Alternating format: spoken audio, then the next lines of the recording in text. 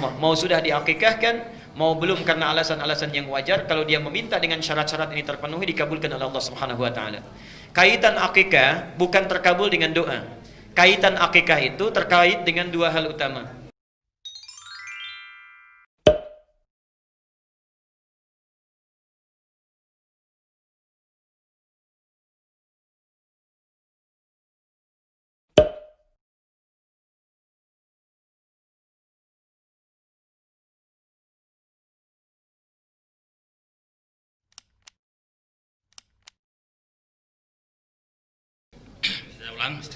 Terima kasih waktu yang diberikan. Saya ingin bertanya, kalau anak yang baru lahir itu diharuskan untuk diakikahkan.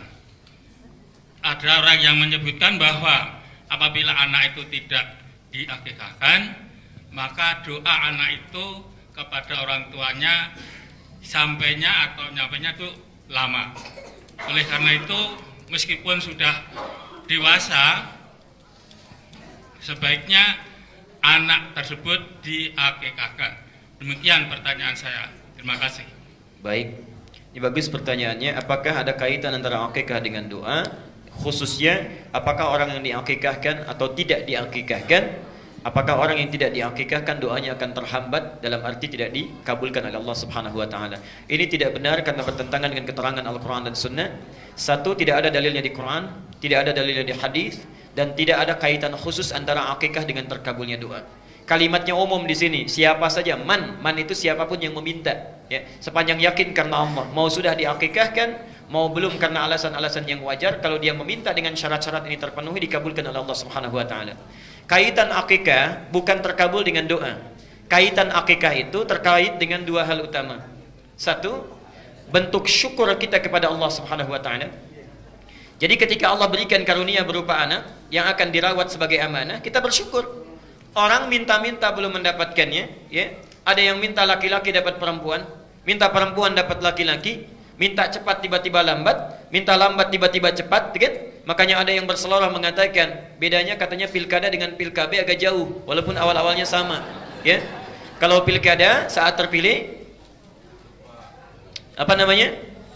Baik saat terpilih ingat, gitu kan? Saat terpilih ingat. Tapi kalau pilkab siap-siap pun, ya, kemudian apa namanya bisa jadi. Kalau pilkada itu lupa jadi, gitu kan? Baik, lupa, jadi lupa. Mohon maaf, kalau pilkada jadi lupa, setelah dipilih lupa, ya. Tapi kalau pilkada lupa pun jadi, kata para ulama itu.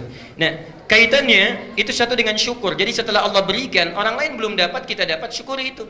Ada akikah. Ya. Kemudian yang kedua, ini yang paling penting. Akikah itu dari kata aqqa. Apa itu aqqa? Aqqa itu sesuatu yang dibelah, dipotong. Jadi kalau saya misalnya pegang spidol, saya belah dua begini, dipotong, itu aqqa. Perhatikan, sifat anak yang durhaka kepada kedua orang tuanya, ibunya mengandung 9 bulan, menyusui, merawat dan sebagainya, sudah besar durhaka. Itu dalam fikih akhlak, kedurhakaannya disebut dengan uququl walidain. Uquq itu terpotong kasih sayang kedua orang tua, seakan-akan perhatiannya dipatahkan di tengah jalan. Bukankah ibu merasa kecewa kalau ada anak durhaka?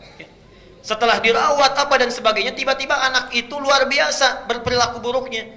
Tiba-tiba suka refleks lisan berkata, aduh saya sudah mengandung kamu, saya sudah merawat kamu dan sebagainya. Seakan-akan jerit payah itu terpotong. Karena itu dalam fikih disebut uququl walidain. Nah, upaya untuk memotong sifat jelek ini supaya tidak tumbuh di kemudian hari, dalam bahasa fikih disebut dengan akikah.